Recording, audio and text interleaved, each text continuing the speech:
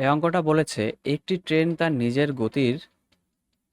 নিজের গতির অভিমুখে হেঁটে চলা দুজন ব্যক্তিকে সম্পূর্ণরূপে অতিক্রম করতে যথাক্রমে 16.8 সেকেন্ড এবং 22.4 সেকেন্ড সময় নেয়।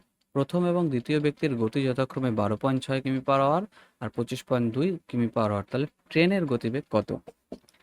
একটা ট্রেন যাচ্ছে, একটা মানুষকে অতিক্রম করছে, একই অভিমুখে যাচ্ছে, এদিকে মানুষটাও যাচ্ছে, এদিকে ট্রেনটা যাচ্ছে, তাহলে কি আপেক্ষিক গতিবেগে আমাদের মাইনাস হবে? তাই তো, যেহেতু আমরা ট্রেনের গতি জানি না, তা ট্রেনের গতি আমরা এক্স ধরে নিতে পারি।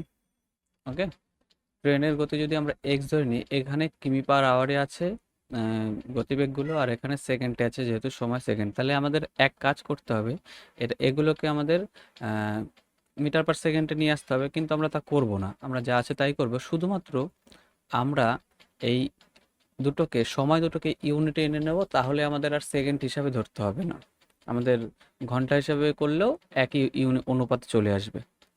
ঠিক আছে, তাহলে আমরা কি জানি, একটা সময় বার করতে হলে কত সেকেন্ডে যাচ্ছে, তাহলে আমরা একটা ডিস্টেন্স আর ডি দূরত্ব, যদি যদি গতিবেগ এক্স মাইনাস কত আসে, প্রথম জনের গতিবেগ 12.6, এটা হচ্ছে আপেক্ষিক গতিবেগ, এটা কত যাচ্ছে আমরা এই অনুপাতে এনে নিই, তাহলে এখানে 16.8 আর হচ্ছে 22.4, এই পয়েন্ট পয়েন্ট তো উঠে যাচ্ছে, আমাদের 4 দিয়ে কাটবো, 4×4 = 16, 4×2 = 8, 4×5 = 20, 4×6 = 24, 14 দিয়ে 3 × 14 = 42, 4।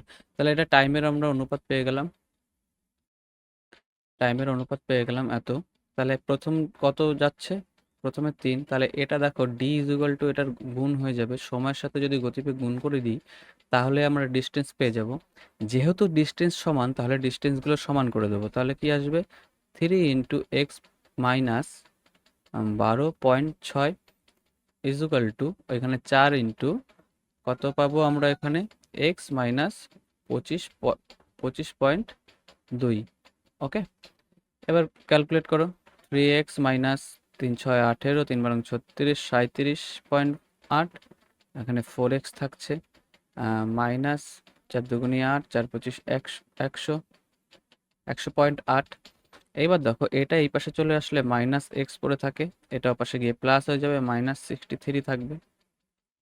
তাহলে কত হবে, এক্স এর মান আমরা পেয়ে গেলাম, কত, এক্স এর মান 63, এটাই অ্যান্সার। এখানে আমাদের কোনো মিটার/সেকেন্ডেও করতে হলো না, কোনো কিছুই করতে হলো না, শুধুমাত্র আমরা ইউনিটে করে নিলাম সময়টাকে। ওকে।